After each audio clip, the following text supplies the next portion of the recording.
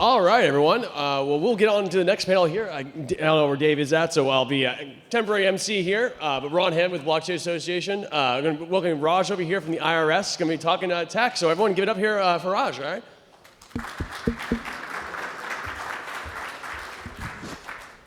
Thanks, Ron. Glad I'm not the last one before happy hour, but Well, there's the tax world is going to be pretty exciting for the next couple of months. But before we get into everything that's happening both in Congress as well as the agency itself, love for you to introduce yourself. Talk how, as someone who is kind of a crypto native, went to the IRS to work in house. Usually, it's a different system we see where we see a lot of folks coming for the government to industry, but we've seen industry to government in your case. So first off, how has that transition been in your experience, and what's it like being someone in crypto who's now in the government? yeah, that's an interesting question. Thanks everyone for having me here. So yeah, I've spent pretty much all of my career, except for the last year, in the private sector. First in investment banking as a lawyer, and then in a number of crypto companies, both at exchanges and blockchain. I went into the IRS at their request because I felt for a while that with the best of intentions, the industry and the government were sort of talking by each other on crypto. I think that it was important to have sort of a connective tissue, so to speak. So what I do at the IRS, at the Office of Digital Asset Initiative, is it's a sort of center of excellence, if you will, for all things digital asset for the IRS. So, may it be contributing to the draft language of the regs. I know we're going to talk about that a little bit.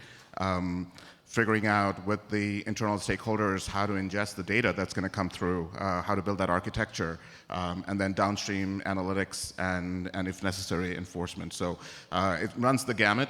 It's been an interesting 11 months so far. It's been busy. I don't know if you guys know, but we released some regs halfway through the year, and there's more to come. So, it's been interesting. Well, that's a great segue here. So actually, can you, just to remind folks here, can you remind folks with the regs that came up recently this year, as well as what to expect potentially down the road at the end of the year? Yeah, so if you guys remember, the draft regs were released both for custodial and non-custodial brokers in 2023, I believe, August or something, and there was a prolonged comment period, and then what Treasury and the IRS did was release the custodial broker portion of the regs in June, along with a couple of notices that allowed for some relief to allow the custodial brokers to get ready for reporting in 2026, and then finally released a revenue procedure that, the TLDR on that, and that's how you know I'm not originally from the government, the TLDR on that is basically moving customers from sort of a universal accounting method into an account-by-account or wallet-by-wallet reporting method. So it's been publicly said, I know you can only say it so much in your certain capacity, but the broker rule, that was the main thing that got a lot of the attention in the crypto space during the infrastructure bill back in 2021. Kicked off a lot of the lobbying efforts that is now. We're hearing that from all resources that it can be finalized by the end of the year, or at least we'll see some development by the end of the year. Is there anything on that front you can either preview or let folks know what to expect potentially coming down the pipeline? To some extent. Look, writing these rules are tough. I mean, they're not, the industry, as everyone in this room knows, it runs at 100 miles an hour, and regulations take a long time because you have to consider not only what the background is or what the current needs are, but try to future-proof as much as possible. That was behind part of the reason why we separated the DeFi and the CeFi regs. More than, I think, 85%, the last time I checked, of participants in the crypto regulation, in the crypto ecosystem in the US are actually through the CeFi or the custodial brokers. So we tackle those first. DeFi is more complicated. It's got a ton of anomalies and unique products. But I will say that I will repeat what Treasury has said so far, is that the DeFi regs are likely to be out by the end of this year. There's only a couple weeks left, so that sounds pretty soon. So, well, I appreciate that insight here. As someone who is, been on the inside for 11 months, and again, being from the crypto industry originally, in your experience, what is helpful in terms of feedback, as well as, doing proposed rulemakings and these conversations? What's helpful in your experience, and then what's more detrimental that folks here should more consider when we're commenting on potential future regs? Yeah, I think the first thing is nothing is really detrimental. I think even when we differ on a point of view, that debate is helpful and sometimes and oftentimes results in better regulations. So I think that's a good point to make right in the beginning. The second part of it is, I mean, we got over 40,000 comments from the NPRM, right? Some of them were written by real people, others weren't. But by law, we must consider all, so we did. We actually broke them down into substantive buckets and then went through all of the comment letters to make sure that we covered ground on that. One of the things that I think I've said before also that's helpful is instead of just telling us what doesn't work, tell us what does work, right? Instead of saying, this is going to be, the sky is going to fall, tell us, look, here are the reasons why the technology is not going to allow us to do X, Y, Z. However, we can look at a different way of thinking. Look, part of the reason I also went in is to think outside the box within the government structure, right? To bring in something to the already very smart people there to say, look, this is not how this industry works, right? And so oftentimes things that appear to be really fascinating ideas amongst us a bunch of lawyers and sitting in a room may or may not work in the real world. So I think the key to good comment letters or even conversations is come with options of what you think would work. And I think both the IRS and Treasury have said repeatedly that we're open to those conversations. We are restricted by law on certain areas where we cannot take excessive meetings on pending regulations, for example, but comment letters are just one way to communicate with the agency and with Treasury. We can't reach out to say, XYZ, come have a meeting with us, but nothing stops the participants from asking for those meetings. Well, I'm glad you brought up the point of not just saying like this is bad regulation, but also coming back with solutions potentially. When I was a Hill staffer, I had the same thing a lot where folks say this section of this bill is bad, and then they would present a solution. I'm like, well, what would be better in this situation? So that's definitely something that I can definitely agree with, having experienced that on that front. At least. For Congress, there's going to be a lot of focus on tax next year. The Trump tax cuts are slated to be going through Congress again in 2025, and the hope is that they can authorize a lot of that, also get potentially some other crypto tax provisions in there to bring some clarity to the industry. To the extent that you can talk about it, how's your conversations been within the agencies itself on potential things that could be in this tax package? What are some conversations you're having with folks in Congress potentially?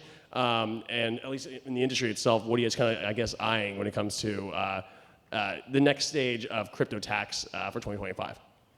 Yeah, so in my current position, I can't comment on what Congress may or may not do, so that I can't comment on that. But I will say that we know that CFI regs were a pivotal moment in regulatory framework of digital assets in the United States, but we also know there's a lot more that needs to be done, right?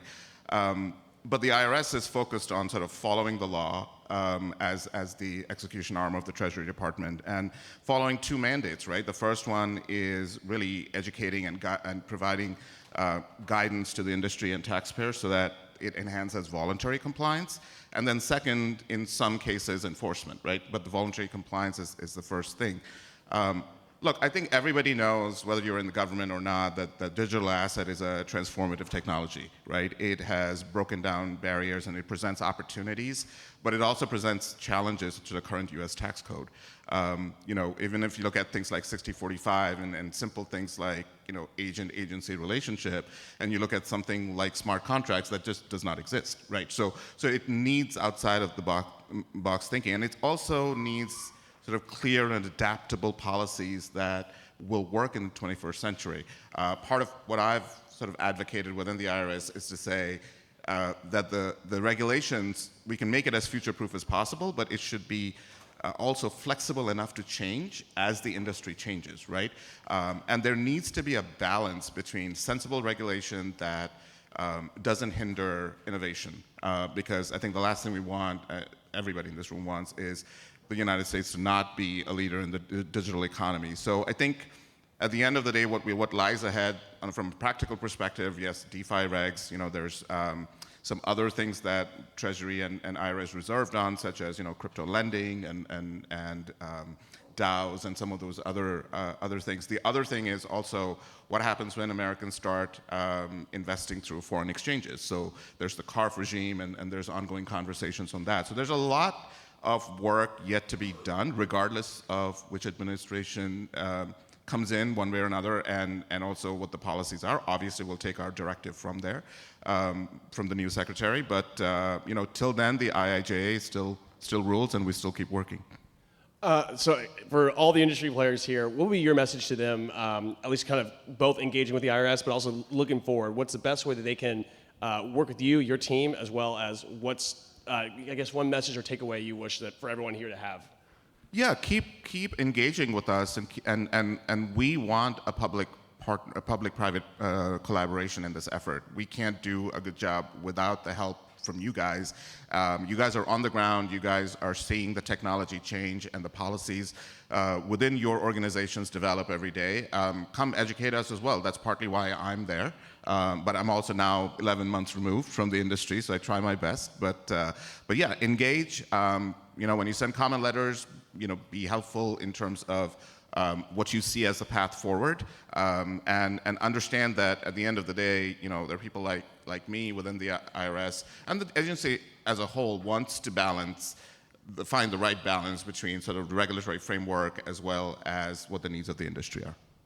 Gotcha. And I guess the last thing too, at least for your digital asset team, it's just two of you, correct? Yeah, well, it's a small office, so there's myself and another co-director there, and then we have detailees from across the IRS. So we have representation from both the civil and the criminal side. So, all the major players within the IRS business units actually have representation into the IRS, and then we report up to the Chief Tax Compliance Officer, which is a new organization that was created within the IRS to incorporate common tax areas from a compliance perspective across the various business units. So it's an interesting place to be there. So now you have, because digital asset is one of those assets that goes through all of these, your individuals, your corporations, all of that. So being under the CTCO umbrella is actually a really, really good thing. Well, there's been a lot of talk about stablecoins, market structure, but it looks like tax is definitely going to be the first thing that we tackle, well, potentially end of this year, as well as early next year with Congress looking at the tax bill. So get ready to talk some taxes, everyone, because it's going to be the hot topic for the next couple of months. So we're glad we have folks from the industry who are at the IRS who can help balance that innovation as well as with creating certainty in this market. So we really appreciate all your work and looking forward to talking a lot more tax in the next couple of months. Sounds good. I'm always here. Sounds good. Thanks, everyone. Really appreciate it.